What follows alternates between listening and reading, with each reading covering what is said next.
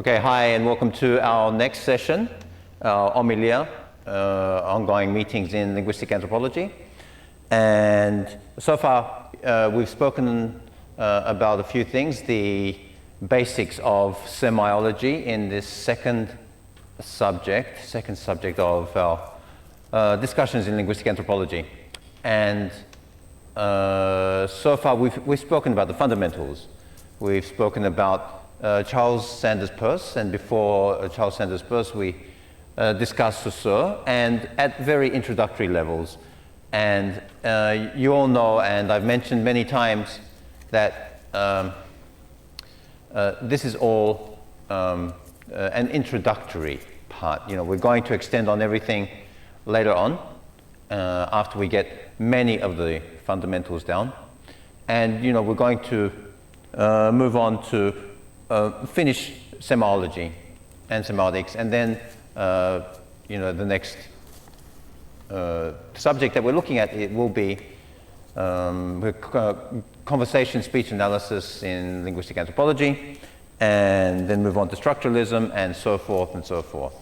Okay, but they're ongoing, as the title suggests. They're ongoing, these meetings. So as long as we have energy and resource to recourse to resource, then we will continue to do so. Okay. All right. Today we're going to look at somebody who's very fascinating. Of course, all these people are fascinating,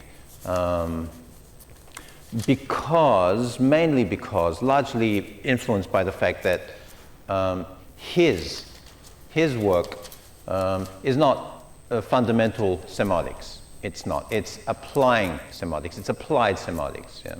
Applied. How, you know, the ways in which people apply semiotics are as signifiable as the sign itself. Okay. So, you know, the understanding of the ways in which these people apply semiotics are as diverse and as signifiable as the sign itself. So, you know, when we discuss this, I'm going to bring you up to speed with some of these ideas, and you can then take my ideas, but remember, you know, they're not set in stone. You have to take these ideas, see what I say about them, go elsewhere, see what other people say about them, and put things together, interpolate, and, you know, formulate your own opinions on these things. Okay. All right. Well, today we're going to speak about Roland Barthes. Now, Roland Barthes we spoke about him very quickly in a few sessions ago, and we spoke about that he was French and he was born in the early part of the 20th century, and he died mid to late or later in the 20th century. Like many very important people working in and with semiotics. He was French and very cool, and he died, unfortunately, very unfortunately, he died as a consequence to being hit by a truck. He died, you know, he was walking down the street home one day and, you know, just met his friends or something, and he was hit by a truck. And a little while later, he went to hospital, and a little while later, I think it was a month or something, approximately 1 month, you know, he succumbed to the injuries of that accident, which is very unfortunate, because Roland Barthes had, you know, he had already contributed so much to the field, the different fields he was in, but he had much more to give, you know. Okay, so we begin. The first thing I'm going to speak about is his initial evolution of ideas. And his initial evolution of ideas was, you know, 1930s, 1940s, as he was growing up. He began to, you know, become an academic and everything, and, you know, enter into the field, and he began to develop his ideas. So Roland Barthes' intention was to, first of all, to merge the semiological ideologies and complexities and extend on them from the work of the people prior to him, including Saussure, of course, and to work from there and integrate that with what was really the thing in France at the time. And of course, you know, France is France, so culture is quite predominant in France. So he saw to it that he would merge semiotics and the cultural aspects of his environment, which was France, and you know, the Southern European or the Western European context at the time. He developed ideas of denotation, connotation, and explored those and integrated those into studies of text, communication, and semiotics, and what would later become very prominent in his work, which we'll discuss in a little, including the writerly-readerly text issue and dimensions and everything. And, you know, so that was a kind of a bridge for a structuralism and for a bridge from structuralism to post-structuralism. And, you know, I think Roland Barthes did that quite well. He moved from structuralism and to post-structuralism and combined the two. And once again, like I've mentioned once or twice, and I will later on mention repeatedly and speak about in detail, that structuralism is not the binary opposite to post-structuralism. Absolutely no. I'm a firm believer of that, as we shall see, or as you shall decide, if you so please, that structuralism and post-structuralism can work in concert to inform discourse and our understanding of discourse and textuality, of course. So yeah, he found that nice bridge from structuralism to post-structuralism. Okay, so he also, in his work in semiology, he developed the theory of the arbitrary nature of signs, and he drew from people like Marx, Freud, Sartre, Levi Strauss, Foucault, Derrida, Kristeva, Saussure, of course, all these people, and many people have drawn from the work by Roland Barthes, which has been very prominent. He focused on the artificial nature of communication systems. So he looked at communication in various contexts, in fashion, in culture, the bourgeois context, and he looked at how communication can facilitate political, or the transfer of political agendas, the implementation of political agendas, and he wrote quite extensively about that. He looked at the divider between reality and representation, and how reality becomes some sort of representation in a symbolic way, and he looked at how that extends to cultural forms, photography, film, music, audio, etc. Fashion, of course, and I keep going back to fashion because, you know, he did that work on fashion, and that was quite extensive. And he did a lot of attacking. You know, Roland Barthes was very critical. You know, so at times he was liked for his critical ability or critical propensity. At other times he was quite attacked for being critical. But he was very attacking on the modern forms of cultural forms, very critical in his Barthian sort of way. Okay, yeah, we'll get into the what was it called? The Paris match? The Paris match? Yeah. Yeah, right. Okay, yeah, that was one of the magazines or publications he wrote for. You've seen it, right? Yeah, there are pictures of it online. Yeah. Okay, so he did a lot of attacking on these modern cultural forms because they blurred the dividing line between the real and the artificial. You know, that was his take on things, right? Okay, and he looked at language through a cultural lens. You know, he took culture and he used it as a frame within which to place language and language forms and language and discourse. And that way he analyzed language in certain contexts, and he was able to make sense of why and how language becomes what it is in certain contexts and everything. Okay, so he cultural lens to look at language. He looked at social contexts and social lineages, and he looked at how these contribute to linguistic meaning. Okay, now I'm going to quickly show you a diagram, a very simple diagram. And the diagram is, on the left we have our classic signified to signified sign construction. Then we have, what Barthes did was he said, look, we have an object and it appears in such a way. This is how it's signified. The object becomes a signifier when it is signified only and not before. Prior to that, it remains an artifact. And he spoke about the approximation and exactness of the distance between object and appearance. And something that's quite proximal, we'll say now, provides a denotational quality. Something that is apostatic, meaning the distance is quite big, provides a connotational quality. And this was the way in which he described the semiosis of a certain artifact. And he did this in text, and we will explore this now.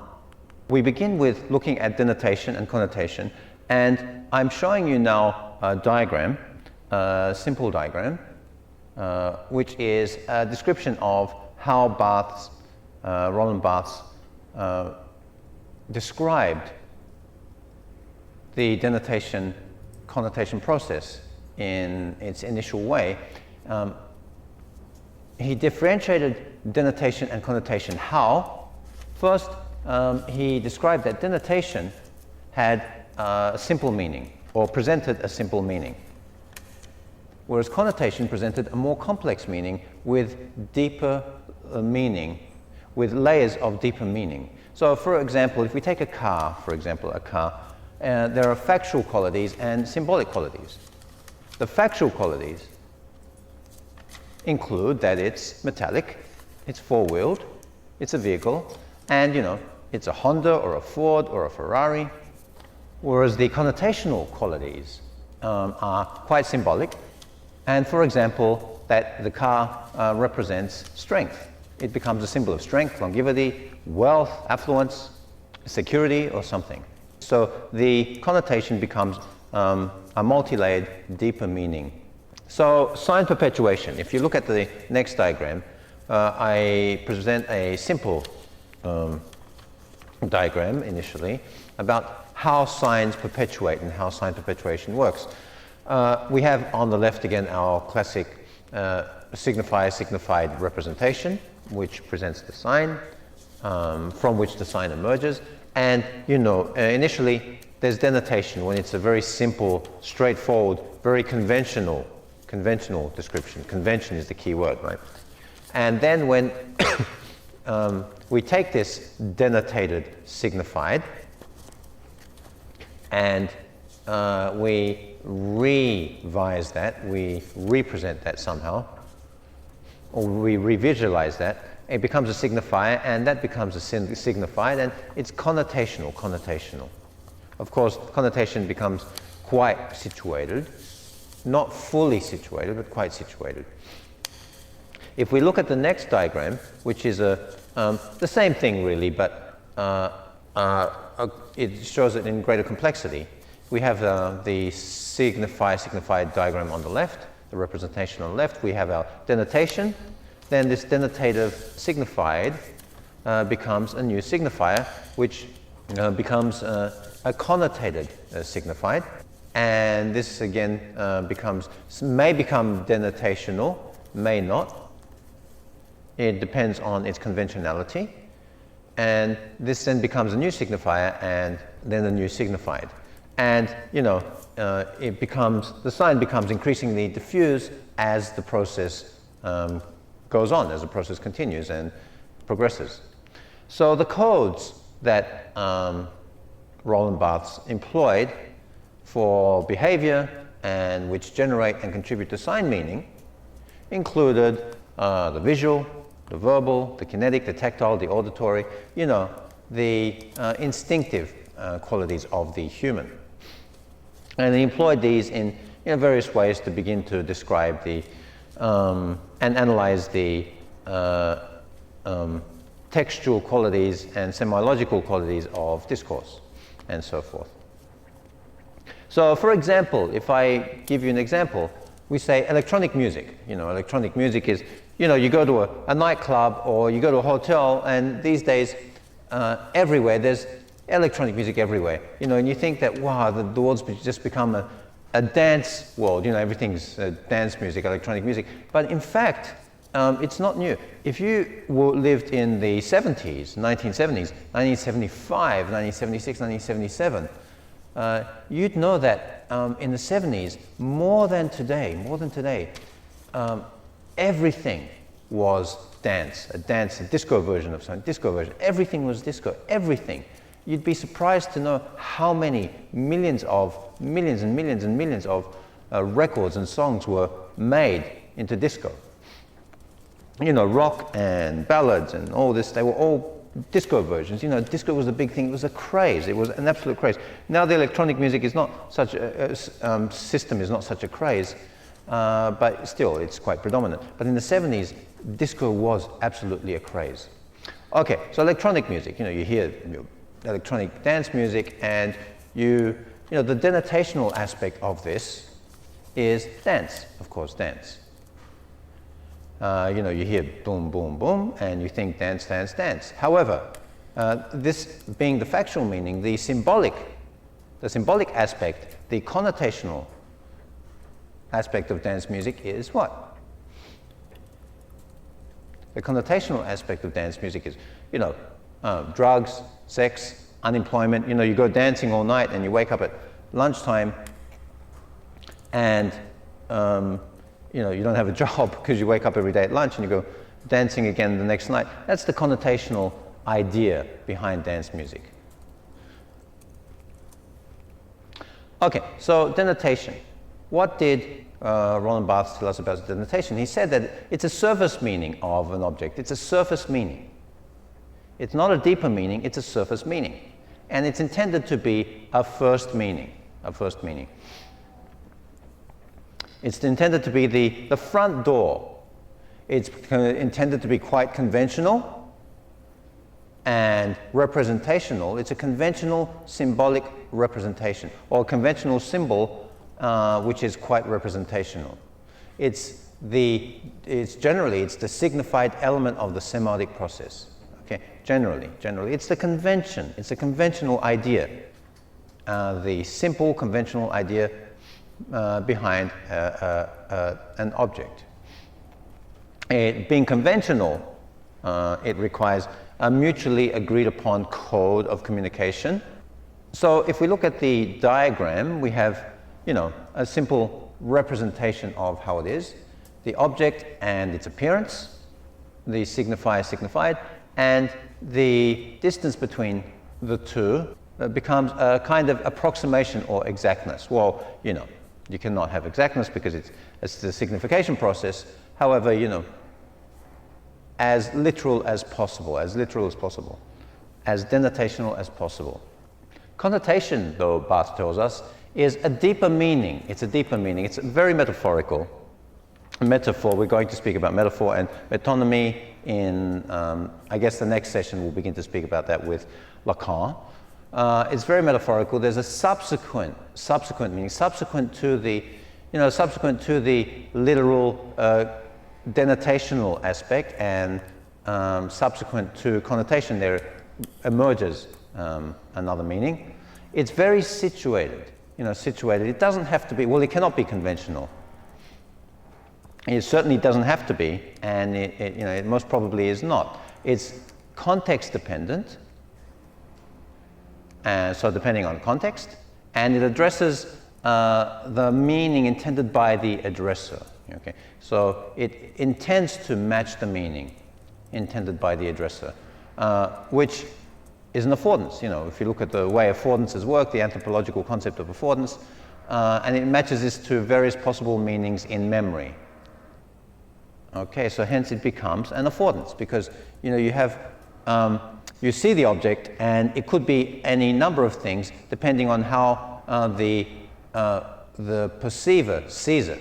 They see a car and they say, I recall seeing a Ferrari, no, let's say a BMW, and they say, I recall seeing a BMW when I was a kid and I was poor. This means that the BMW represents affluence, rich. This guy's going to be rich. But if you have a Ferrari and you look at a BMW, you say, yeah, middle-class people, these guys are not so rich and everything. So, you know, it depends on the person, and it becomes definitely the symbol becomes an affordance in the anthropological sense. Okay, so Barthes suggested five levels of connotation, and these were the semic, which refers to the you know, the actual context, the situation, the person or the place. The hermeneutic, which was about the enigmas of the situation. The proeretic, which analyzes the actions of the people involved and all the participants and everything. The symbol, which relates to oppositions, and of course symbolic, the symbolic aspect of the connotation and the situation. And the cultural, which identifies the truths, the cultural, the social lineage truths of the sign. So there's just a quick word on denotation and connotation for now, and we will return to that very soon. I'm going to now ask you to look at the diagram that I'm showing you. We're going to speak a little about mental shifts and what the mental shift was according to Barthes, and Barthes' you know, description and ideas about mental shift. And Barthes told us that, you know, in the mind you have some sort of sideways process. Sideways, I say sideways because I relate it to the vertical representation I have provided of the signifier and signified. There's a sideways process where you begin at the denotative level, and then you move to the connotative level in a sideways kind of way, in a sort of infinite semiosis kind of way. And we've spoken about infinite semiosis, perpetual semiosis. The denotative level diagram on the left you see the diagram of the denotative level, where we begin with a signifier, SR0, and there's a signification, of course, and we see the signified. And in a Peircean way, we see that the signified can become a semiotic object, and it can become a situated interpretation depending on how the interpretant sees this. And for example, an auditory signifier can become a word, an image, a concept, or something tactile, where the recipient searches for meaning. The next diagram we see at the connotative level, the same thing can happen, but in this case it becomes very situated.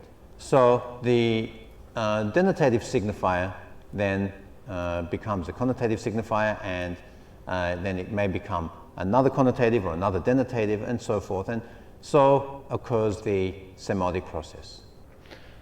So the early stages of this work by Roland Barthes were such that, you know, he was quite an advocate of the fact that denotation does become the first part of the process, followed by connotation. But he later on rejected that notion and said, look, you know, it's very possible that connotation may open a reading and denotation may close a reading. It's not really necessary for denotation to begin and then connotation to be subsequent of that. So, you know, it got quite complex, and we will speak about that later. Okay, so his description of denotation included that its denotation is the intention of the author. Okay, it's the intention when you read something. you see the denotation, what the author intends, whether it's an advertisement or a book by Robert Louis Stevenson or somebody, it's the actual intention of the author that the author wants to convey to everybody. Horror or comedy or something, and the actual central plot and theme of the story and everything. And there are works which are very denotational, there are other works which are very connotational, and there we look at post-structuralism and structuralism and everything, which we will continue on in later sessions. Connotation, said Roland Barthes, was really where you take the text and the reader, the audience, develops their own meaning and levels of meaning. They take what the author provided, and then there are new levels of meaning. And it's a very situated interpretation. So to do this, we can, as an audience, we can multiply the signifiers or signified. We can multiply them through a sort of continuous creation of new levels and an infinite perpetual semiosis or something. There's a plurality of signs in the process where you have sign after sign after sign, and they float above the signified. Okay, that is one way of doing it. Okay, one type of plurality is where you have your signified, and then you have many signifiers floating above the signified, and there's a refusal of the concept to be anchored or constrained, said Barthes. Okay, so there's a sort of a delocation device. Signified, many signifiers above, and there's a refusal to be anchored and a delocated signifier system. Okay. So in this way, there are many ways to express. Now we're talking about expressing, many ways to express. The other way is the chain of signification. The chain of signification is where you have signifier, signified, signifier, signified, signifier, signified, and this is very dynamic. It's a dynamic process of signification where multiple signifieds and signifiers emerge continuously, as Dearly told us that the process is just an ongoing process. The meaning-making process here is infinite. It's very infinite. It just goes on and on and on. And as Umberto Eco told us, it's an unlimited semiosis. Yeah, it's an unlimited semiosis. Yeah, yeah. Well, Umberto Eco is, no, we didn't put him at the beginning, but we will get to Umberto Eco because he's great. Umberto Eco is great. He's also no longer with us, Umberto Eco, but he was great. And no, I apologize for not putting his name in at the beginning in the introductory. I should have. And as I said, we're going to extend on these quite significantly. And Umberto Eco is one of the people we're going to definitely spend a lot of time on. I like the work of Umberto Eco very much. I've, had a lot of interest for years and years in Umberto Eco's work, and he's a fun guy, isn't he? He's really fun. Just listening to him and getting accustomed to what he says and everything. He's just a lot of fun, that guy. He's great, isn't he? Okay, back to the chain of signification. Yeah, if you want to discuss anybody else, just let me know, and we will, semiosis and 20th century people working on semology and the sign and everything, and text and discourse. It's a lot of fun. Also Gunther Kress. We're going to speak about Gunther Kress. Gunther Kress is great. He's done a lot of great stuff. He's not really language, so we can't spend that much time on him. But he's the semiotics. He was right there at the center, wasn't he? The New London Group. The New London Group. Yeah, that's it. With Mary Calancis and the others, James G. They were pretty cool, weren't they? And that was more like educational psychology